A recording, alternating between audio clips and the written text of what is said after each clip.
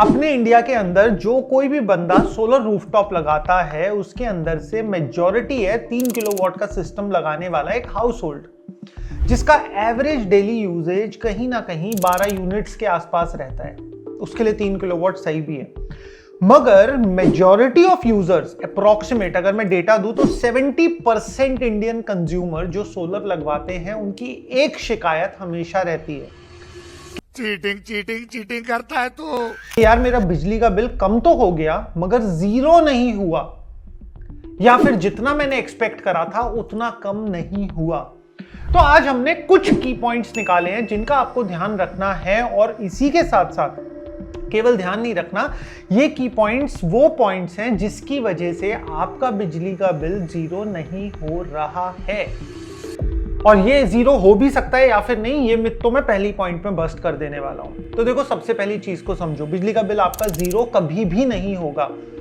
उसके पीछे रीजन क्या है कि आपके बिल के अंदर fix charges, taxes, net metering charges, meter charges, दुनिया भर की चीजें एडिशनल फॉर्म में लगी हुई होती हैं।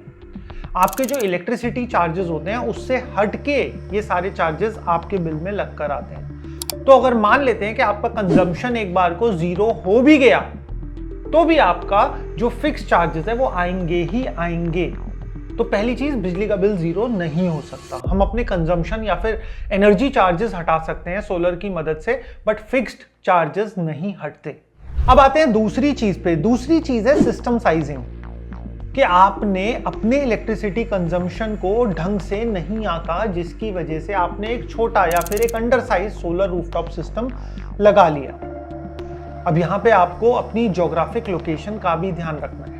अब इस चीज का क्यों ध्यान रखना है जो बहुत सारे इंस्टॉलर्स नहीं बताते, मैं एक एग्जांपल के तौर पे आपको बताता हूं। 1 किलोवाट का सोलर रूफटॉप सिस्टम इंडिया की अलग अलग लोकेशंस पे अलग अलग रिजल्ट देगा।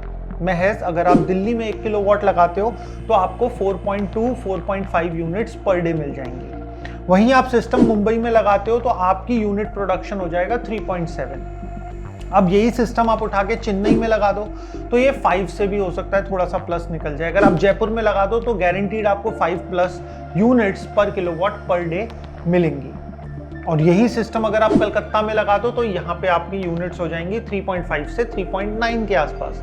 तो ज्योग्राफिक लोकेशन से हमारा बिजली का प्रोडक्शन इफेक्ट होता है, क्योंकि सन की रेडिएशन पूरे इंडिया पे बराबर नहीं होती है, कहीं ज्यादा है कहीं कम है। राजस्थान में सबसे ज्यादा है तो दिल्ली में बहुत कम है, पॉल्यूशन के टाइम पे तो और भी कम है। तो अगर आपका डेली इलेक्ट्रिसिटी कंजम्पशन है 12 यूनिट्स का और आप एक सिस्टम लगवा लो 1 किलोवाट का जो महज 3-4 यूनिट ही प्रोड्यूस कर रहा है, तो आपका जो एट पार है, आपका कंजम्पशन बहुत ज्यादा है आपके सोलर जनरेशन के कंपैरिजन में। तो इसमें आपको क्या करना है, अपने सिस्टम की प्रॉपर साइजिंग निकालनी है कि आपको कितने किलोवाट का सिस्टम चाहिए। अब इस चीज का एग्जांपल देने के लिए मैं एक इलेक्ट्रिसिटी बिल लेकर आया हूं। सबसे पहले आपको अपने इलेक्ट्रिसिटी बिल में सैंक्शन्ड लोड पे जाना है कि आपका सैंक्शन्ड लोड कितना है। तो जैसा कि आप इस वाले बिल में देख सकते हो, यहाँ पे है 315 किलोवाट। ये कमर्शियल बिल है जिनका बहुत ज्यादा होता है। आपका यहाँ पे 3 किलोवाट, 5, 10 कुछ भी नंबर हो सकता है। तो जैसे यहाँ पे 315 है, इस तरीके से आपका सैंक्शन्ड लोड लिखा होगा। अब इस लोड को आपको लेना है कि भाई मैं इससे ज्यादा सोलर नहीं लगा सकता, ये मेरी अप लिमिट है, मैक्सिमम यही है। अगर मेरा कंजम्पशन इससे ज्यादा है तो पहले सैंक्शन लोड बढ़वाओ, डिस्कॉम में लेटर लिख के और कुछ पैसे जमा करके फिर आप सोलर लगाओ। अब इसके बाद में इसी बिल में दूसरी चीज देखो कि आपको दिखेगा कि यहाँ पे किलोवाट आवर, यहाँ पे 2 यूनिट्स हैं, kVAH और kWh। आपको kWh कंसिडर करना है, किलोवाट आवर। किलोवाट आवर का मतलब होता है 1 unit. 1 kilowatt hour is equals to 1 unit. तो यहाँ पे आप देखोगे किलोवाट आवर, इनकी ओल्ड रीडिंग लिखी है, न्यू रीडिंग लिखी है, तो टोटल यूनिट्स कंज्यूम उस महीने में कितनी हुई है वो आ गया किलोवाट आवर में। तो जो हमने स्टार्टिंग में बताया था 1 किलोवाट का सिस्टम 3 से 4 यूनिट, तो ये वही यूनिट आ जाएंगे। अब आपके पास आपका मंथली कंजम्पशन आ गया कि मैं एक महीने में कितनी यूनिट्स कंज्यूम कर रहा हूँ। इसको आप डिवाइड कर दो फॉर एग्जांपल 4 से, तो आपको कितने किलोवाट का सिस्टम चाहिए ये आपको पता लग जाएगा उस महीने के लिए। हम लोग क्या करते हैं, हम पिछले 12 महीने का बिल लेते हैं, उनका टोटल यूनिट, एक साल में टोटल कितनी यूनिट कंज्यूम करी है उसको फिर हम डिवाइड करते हैं 12 से, जिससे कि एक एवरेज यूनिट आ जाए हमारे पास। तो इस तरीके से आप अपना एक एक्यूरेट सिस्टम साइजिंग ले सकते हो। मगर ध्यान रखना, अगर एक्यूरेट सिस्टम साइजिंग 5 किलोवाट आ रहा है तो आपका सैंक्शन लोड भी 5 किलोवाट से ज्यादा ही होना चाहिए, फिर 5 किलोवाट होना चाहिए। अगर आपका सैंक्शन लोड 3 किलोवाट है तो पहले उसे आपको बढ़वाना पड़ेगा। अब हम आते हैं तीसरी चीज पे, जो बहुत सारे लोग नजरअंदाज कर देते हैं। तीसरी चीज होती है शैडो। जब हम एक रूफ पे जाते हैं तो हम शैडो एनालिसिस करते हैं और शैडो फ्री एरिया निकालते हैं। हो सकता है आपकी रूफ बहुत बड़ी हो, बट शैडो फ्री एरिया कितना मिल रहा है उसी पे सोलर लगता है। तो शैडो एनालिसिस करने के लिए बहुत सारी ऐप्स होती हैं, वो तो आपका इंस्टॉलर भी इस्तेमाल करेगा। बट आप किस तरीके से देख सकते हो कि आपको ये देखना है कि मेरे रूफ पे ऐसा कौन सा स्पेस है जहां पे पूरे दिन में कोई भी शैडो नहीं आ रही है। कई लोग मंटी बना लेते हैं, मंटी के ऊपर टंकियां रख देते हैं। टंकी की भी आधे घंटे की शैडो आपके जो रूफटॉप सिस्टम है उसकी एफिशिएंसी में 6 से 8% का ड्रॉप ला सकती है। महज के तौर पे मैंने एक डेटा निकाला है। आधे घंटे की शैडो अगर मान लेते हैं किसी एक पैनल पे भी आ रही है तो वो 6 से 10% तक का लॉस कर सकती है। एक 3 किलोवाट का सिस्टम है तो जो उसको 390 यूनिट बनानी चाहिए वो 290 या फिर 300 की रेंज में ही यूनिट बनाएगा। तो आपका जो वो है 90 यूनिट का वो टोटल लॉस हो जाएगा। अब ये ऐसा क्यों होता है, इसके पीछे रीजन है कि आपके जितने भी पैनल्स कनेक्टेड होते हैं वो सारे के सारे सीरीज में कनेक्टेड होते हैं। तो जो सबसे ज्यादा एफिशिएंसी में लो चला जाता है पैनल, मान लेते हैं 10 पैनल सीरीज में कनेक्टेड है, अगर मैं एक पैनल के ऊपर गत्ता रख दूंगा तो वो एफिशिएंसी उसकी डाउन हो गई, वो कम बिजली बनाएगा।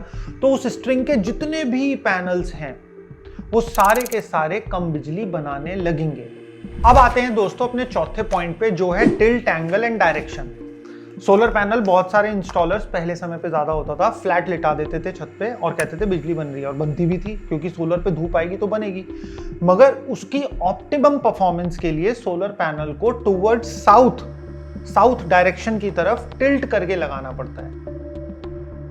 अब यहाँ पे बहुत सारे लोग क्या गलती करते हैं, और नौसीखिए इंस्टॉलर्स होते हैं, इनको सोलर के बारे में ज्यादा नहीं पता, वो ये सबसे ज्यादा गलती करते हैं। वो होता क्या है, अगर हम दिल्ली में बैठे हैं तो दिल्ली में ऑप्टिमम टिल्ट एंगल होता है 28 से 30 डिग्री का, ठीक है।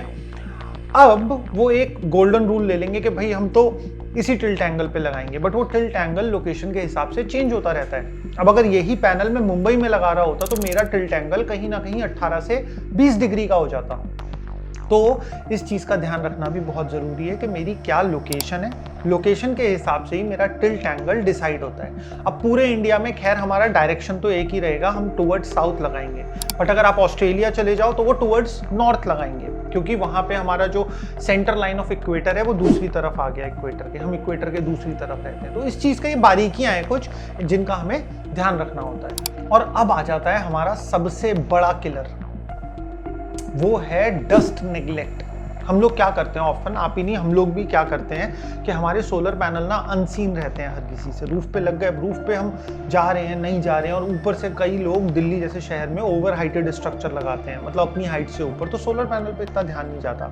अब होता क्या है, डस्ट एक्यूमुलेट होने लगती है सोलर पैनल पे धीरे धीरे, और उसी के साथ साथ पिजन ड्रॉपिंग्स भी होने लगती हैं, जो कि बहुत एक मेजर इशू है दिल्ली में। अब जहां पे तो पिजन ड्रॉपिंग हुआ वहां पे पैनल में हीट स्पॉट्स क्रिएट होने चालू हो गए और उसकी एफिशिएंसी डाउन होने लगी, और डस्ट अपने आप में आपके पूरे के पूरे सिस्टम का 10 से 12% एफिशिएंसी कम कर देता है अगर रेगुलर क्लीनिंग और मेंटेनेंस उस सिस्टम की ना हो।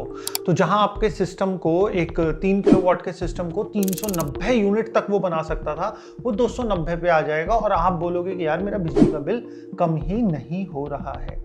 अब मैं आपको इस पूरी वीडियो की एक समरी दे देता हूं कि हमने क्या क्या पॉइंट्स डिस्कस करे। सबसे पहले तो आपको अपने सिस्टम की प्रॉपर साइजिंग देखनी है। अगर आपका डेली कंजम्पशन, डेली लोड 10 से 12 यूनिट का है, आप 3 किलोवाट के सिस्टम के लिए जाओ। अगर आपका 15 से 18 यूनिट का है, आप 5 किलोवाट के सिस्टम के लिए जाओ। उसके साथ साथ आपको अपने रूफ में शैडो फ्री एरिया देखना है, मतलब शैडो हो ही ना दूर दूर तक, ऐसा एरिया आप लोगों को देखना है। उसके बाद में आपको करेक्ट टिल्ट एंगल अपने पैनल्स के लिए डिसाइड करना है। मैंने एग्जांपल दिया, दिल्ली में है 28 डिग्री टिल्ट टुवर्ड साउथ, वहीं मैं मुंबई चला जाऊंगा तो 20 डिग्री का टिल्ट है। चैट जीपीटी से आप पूछ लोगे तो वो भी आपको करेक्ट टिल्ट एंगल सजेस्ट कर देगा। इसके बाद में 10 से 12 दिन में हमने अपने पैनल्स को साफ करना है। बर्ड ड्रॉपिंग्स को खास करके हटाना है, खाली धूल धूल नहीं हटानी है, क्योंकि जहां पे बर्ड ड्रॉपिंग्स है वहां पे हीट स्पॉट क्रिएट होने के चांसेस बने रहते हैं। उसके अलावा हमारे को पैनल चुनने में भी खास करके ध्यान रखना है कि अब जो हम पैनल चुने वो हम फॉर एग्जांपल मोनोपर्क या फिर बाइफेशियल पैनल्स टॉपकॉन में ही लें, जो कि लेटेस्ट टेक्नोलॉजी है और वो एक तरीके से आपको ज्यादा अच्छा आउटपुट दे सकती है विद लोअर मेंटेनेंस। तो फाइनली आपको एक खास चीज का, ये मैंने लास्ट के लिए बचा के रखी थी, एक खास चीज का ध्यान रखना है कि आप कोई सा भी पैनल ले लो, कोई सा भी इन्वर्टर ले लो, इनफैक्ट कोई सी भी केबल ले लो, बट अगर इंस्टॉलर सही नहीं मिला ना, तो कितना ही अच्छा पैनल हो, कितना ही अच्छा इन्वर्टर हो, या फिर कितना ही आपने खुद भी रिसर्च करके काम करा हो, बट अगर इंस्टॉलर गलत मिल गया ना, तो वो आपके पूरे सिस्टम की बैंड बजा देगा और फिर आप बोलोगे कि यार मेरा आउटपुट नहीं आ रहा और मेरा बिजली का बिल तो बढ़ता ही जा रहा है। अब जाते जाते मैं आप लोगों के लिए एक सॉर्ट ऑफ लाइक एक फ्री सर्विस आप लोगों को ऑफर कर सकता हूं ल्यूमेन सिटी की साइड से। अगर आप लोग भी जानना चाहते हो कि आपके लिए कौन सा करेक्ट सिस्टम साइज है जो कि आपके लिए फिजिबल रहने वाला है, वैसे तो मैंने सब कुछ ही बता दिया, आप खुद से भी कर सकते हो, बट अगर नहीं कर पा रहे हो तो आप अपना इलेक्ट्रिसिटी बिल जो आपका पीक टाइम होगा, जैसे आप फॉर एग्जांपल मार्च में आपके यहाँ पे अगर सारे एसी चलते हैं, पूरा लोड चलता है, तो जिस भी महीने आपका सारा लोड चलता है उस महीने का आपको इलेक्ट्रिसिटी बिल info@lumencity.in हमारी वेबसाइट पर शेयर कर देना है और विदिन 24 to 48 आवर्स हम आपके लिए करेक्ट सिस्टम साइजिंग कैलकुलेट करके आपको उसी मेल पे रिवर्ट बैक कर देंगे। बट हाँ, समहाउ प्रिसीजन से कैलकुलेशन के लिए आपको खुद से ही अपने सारे बिल 12 महीने के इकट्ठे करके एवरेज यूनिट निकालनी ही पड़ेंगी।